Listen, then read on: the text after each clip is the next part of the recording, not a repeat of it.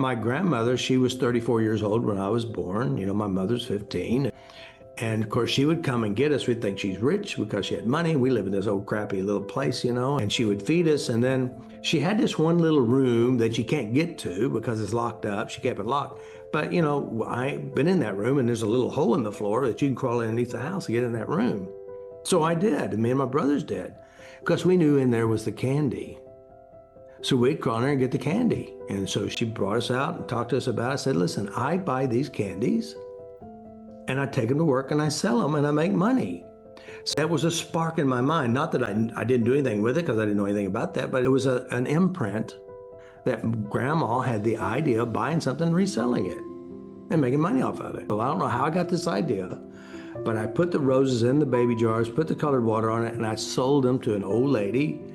She gave me like $1 for 2 of them, you know? And I thought, wow, I made $1. And I told my mom. So that, I guess it's from my grandma's training. Somehow I put it together, and that's what I did. So it was a feel good. So it was a positive imprint of making money. My grandmother's exposure gave me an idea that you can make money, you know? And I did that. I remember when I was like, I think it was in the 7th grade or 6th grade, moved to Oklahoma City. Of course, we got money for lunch. I wouldn't buy lunch. I'd saved my money. And I would go to this, it's called Big Giant Warehouse there in Oklahoma City. And they had what you call freight damaged food.